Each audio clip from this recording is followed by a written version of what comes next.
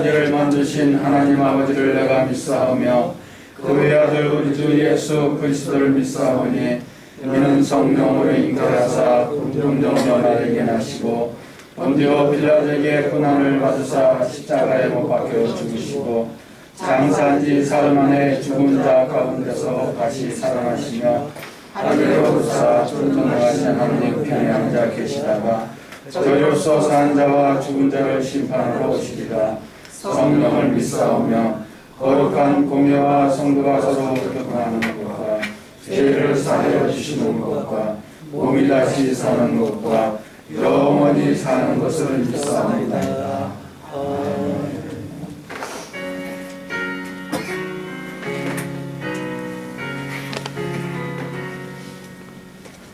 만국의 근원 하나님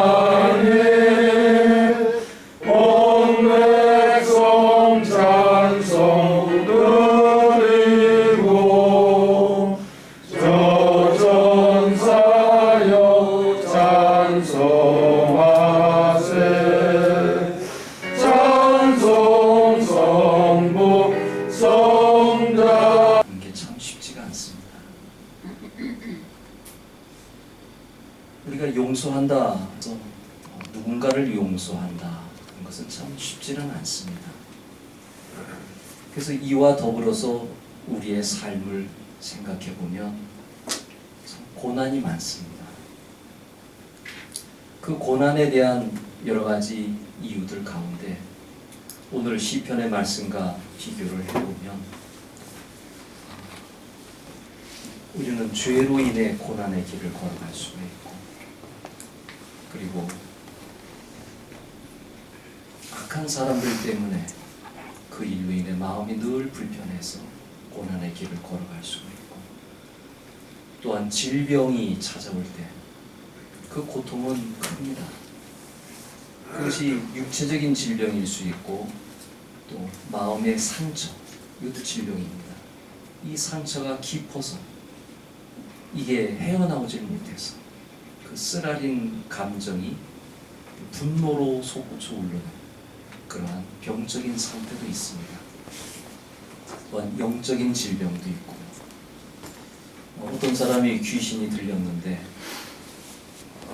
그 사람이 자기가 원하는 대로 행동이 안 나타나는 거예요. 목사님에게 찾아가서 상담도 하고 성도들에게 기도 요청도 하고 그렇게 쭉 가는 가운데 사람들이 자꾸만 이상한 눈으로 쳐다보는 거예요. 저 사람은 귀신 들린 사람이에요.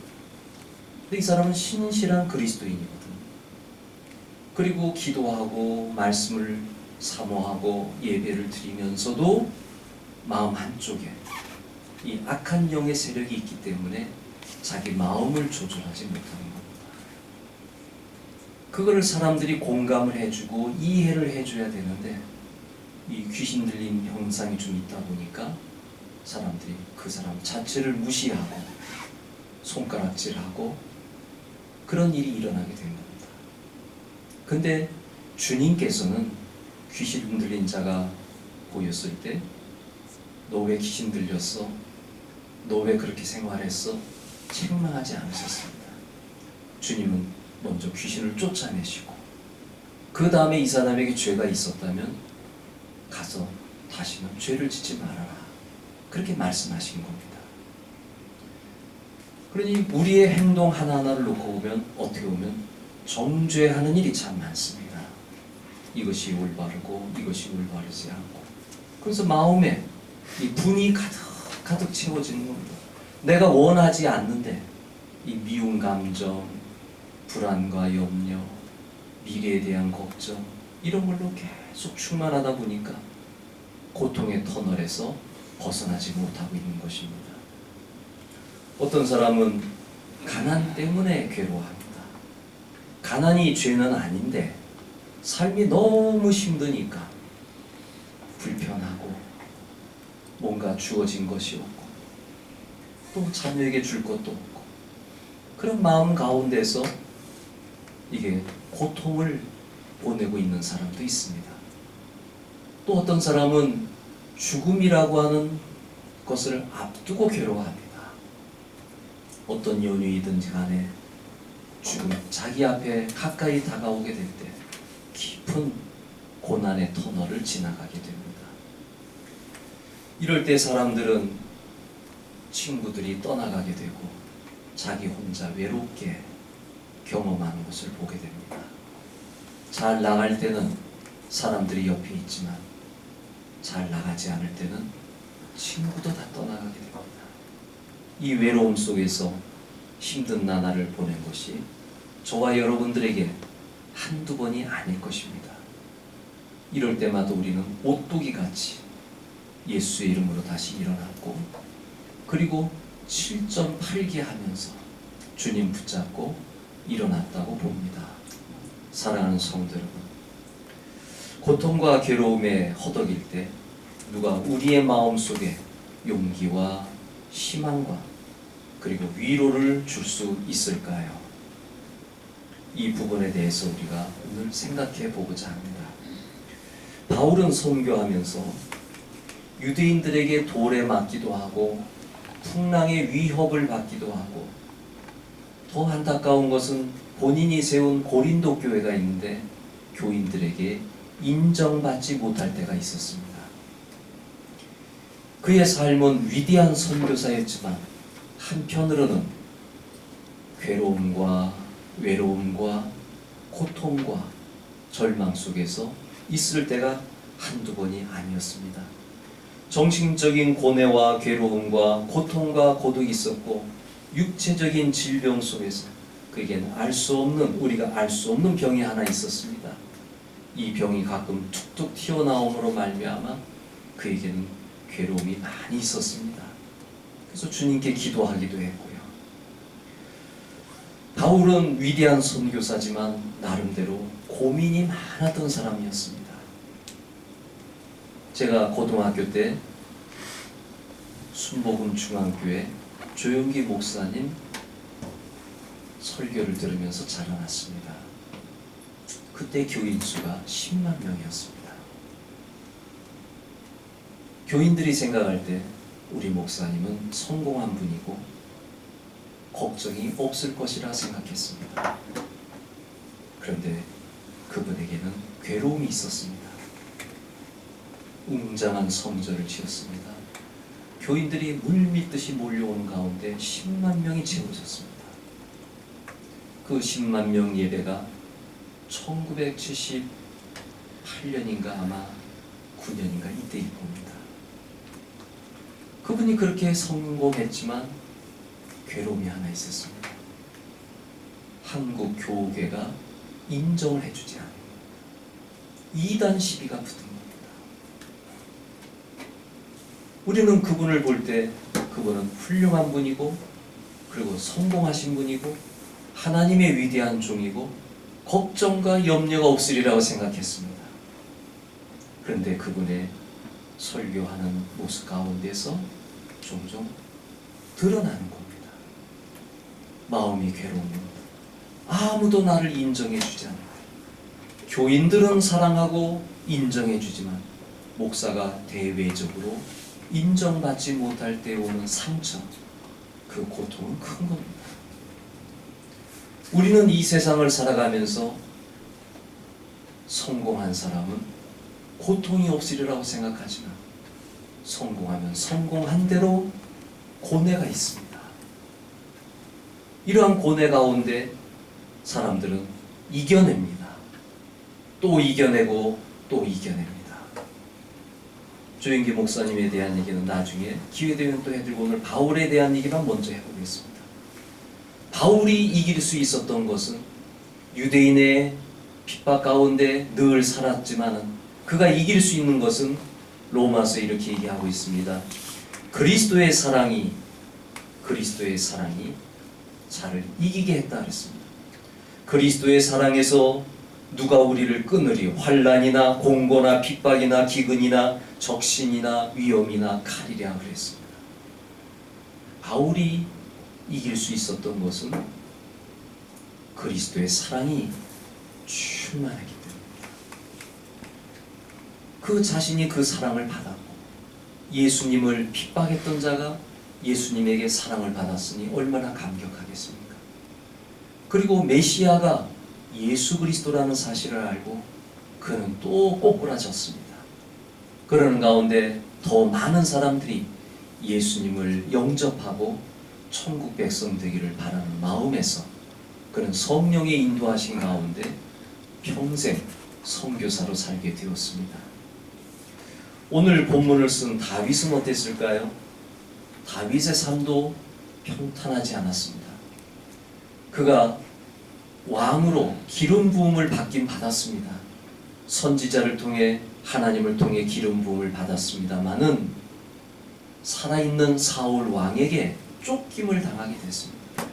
하나님이 기름 부었으면 곧바로 왕으로 세워져야 되는데 곧바로가 아니라 오랜 시간이 지난 다음에야 세워졌습니다. 그에겐 여러 가지 어려움이 많이 있었는데 그를 이기게 했던 것은 하나입니다. 모든 중심은 하나님이었습니다. 내 감정이 아니라 하나님이었습니다. 내 분노가 아니라 하나님이었습니다. 내 환난이 아니라 하나님이었습니다. 예를 들면 그가 사울 왕을 피신해서 광야의 동굴에 숨어 들어간 적이 있는데 그때 사울 왕이 자기 발로 동굴에 들어온 겁니다. 그때 사울 왕은 죽일 수도 있었습니다. 굴이라고 하는 것은 먼저 들어간 사람은 모든 것을 볼 수 있지만 나중에 들어간 사람은 캄캄해서 잘 못 봅니다. 그래서 그곳에 볼일 보러 들어갔다가 참변을 당할 뻔했습니다. 다윗의 신하들이 귓속말로 얘기합니다. 사울이 오고 있습니다. 죽여버립시다. 그때 다윗은 안 죽였습니다. 왜냐하면 중심이 하나님이었기 때문입니다. 하나님이 기름 부음 받은 자를 내가 죽일 수는 없다. 하나님께서 해결하실 것이다. 그렇게 하는 가운데 그는 사울이 나가도록 내버려 뒀습니다. 다윗이 승리할 수 있었던 것은 인간 중심이 아니라 하나님 중심이었기 때문에 그는 결국 여호와는 나의 목자시니 내게 부족함이 없으리로다 고백할 수 있게 되었던 것입니다. 성도 여러분, 이 세상의 고난의 날을 맞이할 때 바울은 그리스도의 사랑으로 이겨나갔고 다윗은 하나님 사랑으로 이겨나갔는데 과연 우리는 어떻게 이겨나가겠느냐 하는 것입니다. 우리는 다윗의 고백을 나의 고백으로 받아봅니다. 여호와는 나의 목자시니 우리의 목자는 누구입니까? 예수님이십니다. 예수님께서 말씀하셨습니다. 나는 선한 목자라 그랬습니다. 나는 선한 목자이기 때문에 양을 위해 목숨을 버린다 그랬습니다. 반면에 사꾼 목사는 어려움이 오면 양들을 버리고 도망간다 그랬습니다. 그러나 나는 내 양을 살리기 위해 내 목숨을 버린다 그랬습니다. 예수님은 목자로 이 땅에 오셨을 때 바로 생명까지 버리면서 우리를 사랑하셨던 것입니다. 그러기에 우리는 이러한 생명까지 버리면서 사랑하는 나의 목자 예수님이 계시기 때문에 이분을 붙잡고 우리가 살아가길 바랍니다. 이게 다윗의 신앙이었습니다. 하나님이 나의 목자이기 때문에 어려움과 환난이 오더라도 하나님 붙잡고 간 겁니다. 하나님은 나를 책임지실 것입니다. 하나님은 나를 도와주실 것입니다. 하나님은 나를 승리하게 하실 것입니다. 하나님은 나를 축복하게 하실 것입니다. 이러한 하나님에 대한 목자에 대한 믿음이 있었습니다. 그 결과 다윗은 왕이 되었고 위대한 왕이 되었고 하나님께 칭찬을 듣게 됩니다. 저와 여러분에게 예수 그리스도 목자가 되심을 믿으시기 바랍니다. 예수님을 우리가 생각을 해볼 때 예수님의 십자가는 단순한 십자가가 아니라 그 안에서 놀라운 일이 일어나게 됐는데 예수님은 우리를 올려주기 위해서 이 땅에 내려오셨습니다. 예수님은 우리를 거듭나게 하기 위해서 이 땅에서 태어나셨습니다. 예수님은 우리를 부유하게 하기 위해서 가난하게 되셨습니다. 우리를 자녀되게 하기 위해서 종이 되셨습니다. 우리를 하늘의 거처로 옮기게 하기 위해서 예수님은 이 땅에서 거처 없이 나그네처럼 그렇게 살으셨습니다. 예수님은 우리를 배부르게 하기 위해서 굶주리셨습니다. 예수님은 우리가 구원의 우물에서 마시도록 하기 위해서 십자가에 의해서 내가 목마르다 그렇게 말씀하셨습니다. 우리가 버림을 당하게 하지 않도록 하기 위해서 예수님은 사람들에게 버림을 당하셨습니다. 우리를 자유롭게 하기 위하여 묶이셨습니다. 우리를 의롭게 하기 위하여 죄를 담당하시고 십자가에서 돌아가셨습니다. 우리의 허물을 가리우기 위해서 찔리셨습니다. 그리고 우리를 치료하기 위해서 채찍에 맞으셨습니다. 성경에 있는 여러 가지 말씀을 제가 여러 가지로 연합해서 말씀을 드렸는데, 이렇게 예수님에게 다가갈 때마다 예수님은 우리에게 뭔가 주기 위해서 이 땅에 오셨다 하는 것을 알 수가 있는 것입니다. 아멘. 그래서 우리는 예수님이 우리의 목자가 되시기 때문에, 푸른 초장으로 인도하시기 때문에 우리의 삶이 괜찮다. 주님이 보고 있는데, 주님이 나와 함께 하는데 내가 무엇을 염려하며 살아가느냐, 그런 생각을 가지고 이 땅에 살아가시기를 바랍니다. 예수님의 목장은 그럼 어딜까요? 예수님이 목자라 그랬고 우리는 양이라 그랬는데, 주님의 목장은 어디일까요? 바로 저 십자가 밑이 목장입니다. 우리는 십자가 밑에 와서 예수님의 돌봄을 받게 됩니다. 목장은요, 화려한 건물에 있지 않습니다. 그리고 화려한 강연에 있지 않습니다. 이 세상에 의리의리한 건물에 있지 않습니다. 바로 무릎을 꿇고 십자가 앞에 갈 때 그곳이 나의 목장이 되는 것입니다.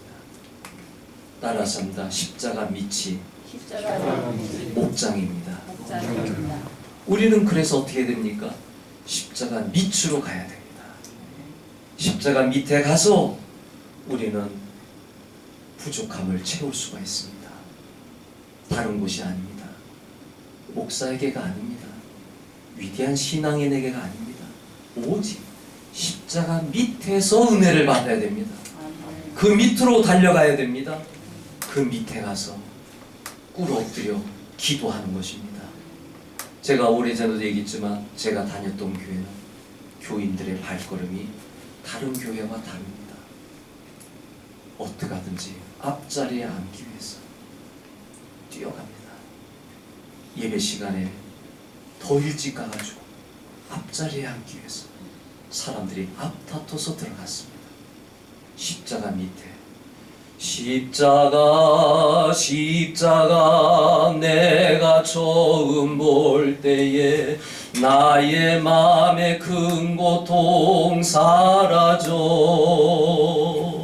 많은 사람들이 십자가 밑에 가서 고통을 던져버렸습니다.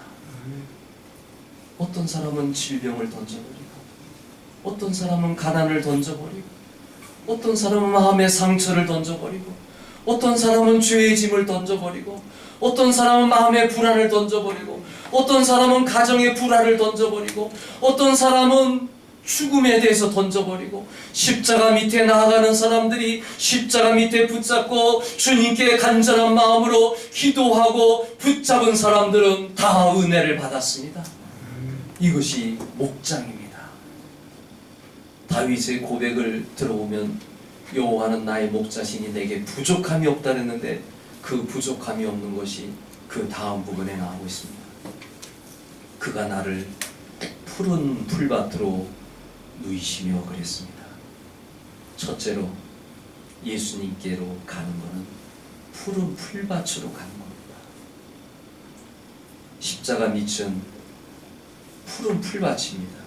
그 현장에 가면 과거의 죄, 현재의 죄, 미래의 죄를 다 용서받습니다. 은혜가 계속 흘러넘칩니다. 여러분은 죄 안 짓고 사세요? 저는 죄 짓고 살아요. 부부간에 싸움도 하고요. 또 자녀를 많이 사랑하지 못한 때도 있었고요. 그러니 늘 죄 안에 산다고 할 수가 있죠. 그러면 이거를 풀어야 되잖아요. 해결할 방법이 십자가입니다. 십자가 아래 내려가서 또 나의 부족함을 고백하고 또 회개하고 주님의 보혈로 씻고 또 씻기에 오늘도 이 자리에 나와서 설교하고 있는 겁니다. 만약에 우리가 죄 씻을 곳이 없다면 나의 원죄, 예수 믿을 때 다 씻어버렸지만 우리의 삶에 있어서 죄책감이라는 게 있습니다. 잘못한 것들이 있습니다. 이러한 것들을 씻지 않는다면 마음에 평안이 없습니다. 십자가 밑에 가면 한 주간의 죄책감들 다 풀어내릴 수가 있습니다. 우리는 왜 죄 안에 계속 있지 말아야 되냐면 마귀가 좋아하기 때문에. 그리고 마귀가 그걸 가지고 시험하는 겁니다.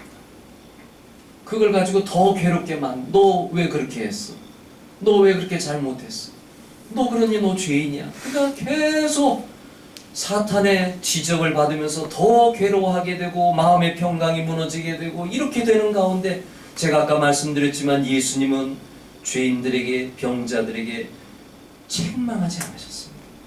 먼저 치료하셨고 먼저 용서해 주셨고 먼저 귀신을 쫓아내 주셨고 그러는 가운데 그 사람이 은혜를 입은 가운데 그 스스로가 잘못된 것에서 벗어나도록 만들어 주십니다. 우리는 누구를 책망할 이유가 없는 게 교인 간의 교제도 마찬가지입니다. 누구를 미워할 수는 있습니다. 근데 예수님을 빨리 생각을 해야 됩니다. 예수님 생각하면서 나도 그렇게 해야지. 나도 그렇게 용서받았는데 예수님께 과거의 원죄를 그렇게 용서받았는데 또 지금의 현재의 삶에서도 예수님이 계속 용서해 주시고 7번씩 70번이라도 70번씩 7번이라도 계속 용서하라고 나 자신을 용서하고 다른 사람을 용서하고 그렇게 살아야 너가 살아갈 수 있다고 너의 마음에 평안이 있을 거라고 주님이 말씀하시니 아멘. 우리는 그 말씀 가운데서 십자가 밑에 나아가 또 회개하고 용서하고 또 회개하고 용서하고 그러면서 살아가니 저와 여러분들은 다 같은 죄인으로 살아가니 누구를 책망하고 누구를 나무라겠습니까? 우리는 십자가 밑에 나아가 내 짐을 풀어내 죄짐도 풀고 무거운 짐도 풀고 그렇게 은혜를 받게 되는 것입니다. 십자가 밑은 또한 화해의 풀밭이기도 합니다. 하나님과 우리는 화해하지 못했습니다. 원수지간이었습니다. 그러나 예수님은 십자가에서 하나님과 우리를 하나 되게 하셨습니다. 이제 우리 하나님께 기도할 수 있습니다. 하나님을 만나러 갈 수 있습니다. 하나님을 예배할 수 있습니다. 이것이 다 하나님께서 우리를 십자가에서 용서해 주셨기 때문에 하나님과 화해된 건 뭘 얘기하는 겁니까? 우리는 사람과의 화해가 시작됐다고 하는 겁니다. 내가 다른 사람하고 화해하며 살아가게 됩니다. 또 중요한 것은 십자가 밑은 치료의 풀밭입니다. 치료받아야 할 사람 많습니다. 육체의 질병도 치료받아야 돼요. 마음의 상처도 치료받아야 돼요. 영적인 상처도 치료받아야 되고 삶의 치료도 받아야 되고 여러분 치료받을 일이 이 세상에는 너무나 많습니다. 이것은 십자가 밑에서만 가능합니다. 그가 찔림은 우리의 허물이 남이고 그가 상함은 우리의 죄악을 인함이라. 그가 징계를 받음으로 우리가 평화를 누리고 그가 채찍에 맞음으로 우리가 나음을 입었도다. 십자가를 인하여서 우리가 나음을 입게 되는데 이 나음은 육체적인 질병뿐만 아니라 마음의 상처도 치료되고 영적인 상처도 치료가 되는 줄로 믿기를 바랍니다. 영과 감정과 육체는 치료되어야 됩니다. 하나님 앞에 나가 날마다 치료받아야 됩니다. 여러분 내가 극심한 병에 걸렸다고 생각해 보세요. 그러면 그때부터 기도가 시작되는 겁니다. 간절하게 시작하는 겁니다. 감기 정도야, 그 정도야 그냥 넘어갈 수 있겠지만 아주 심각한 병에 걸렸다. 예수님은 나의 치료자가 되시다. 이 말씀을 들은 순간부터 붙잡는 겁니다. 그리고 주일마다 기도하고, 더 간절하다면 금요일 날마다 기도하고, 더 간절하면 기도원에 가서 기도하고, 더 간절하면 새벽마다 나와서 기도하고, 이 병 좀 치료해 주세요. 이 병 좀 치료해 주세요. 예수님은 치료의 주님이라고 하지 않았습니까? 채찍에 맞음으로 나음을 입었다고 하지 않습니까?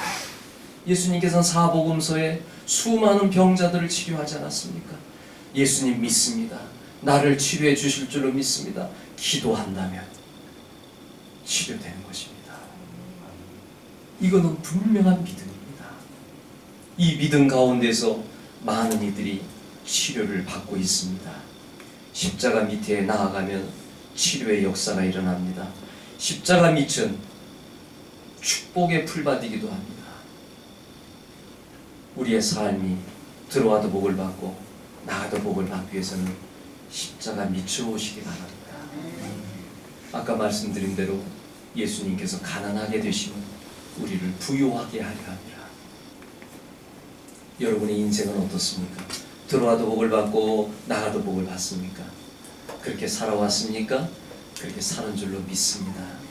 만약에 그게 안 됐다면 더 십자가 밑으로 나오시기 바랍니다. 가난의 저주에서도 벗어나, 막힘의 현장에서도 벗어나, 어려움의 현장에서도 벗어나, 우리 주님은 어떠한 일이 있더라도 반드시 우리를 축복하게 되어 있습니다. 그러니 십자가 밑에는 이 축복이 있습니다. 많은 사람들이 십자가를 생각하면 고난당하신 예수님만 생각합니다. 나를 구원하신 예수님만 생각합니다. 여러분, 거기서 더 나가야 됩니다. 우리는 아직 천국에 이르지 않았습니다. 십자가 밑에 가면 우린 영생 축복을 받게 되었는데, 그러한 축복과 더불어 지금 말씀드린 대로 우리는 은혜의 복을 받게 됩니다. 죄의 평안이, 죄가 다 사라짐으로 말미암아 삶의 평안이 있게 되고, 또한 화해가 되기 때문에 내가 사랑과도 화해 역사가 일어나게 되고, 또한 치료의 역사가 일어나기 때문에 내가 주님께 받은 은혜가 너무 커가지고 감사하는 마음으로 살아가게 되고, 또 축복의 풀밭이기 때문에 예수님께서 나에게 이 세상을 살아가는 동안에 들어와도 복을 받고 나가도 복을 받는 삶을 누릴 수 있도록 역사해 주시니 우리가 어찌 그분에게 안 가겠습니까? 십자가 밑에는 이러한 수많은 은혜들이 있습니다.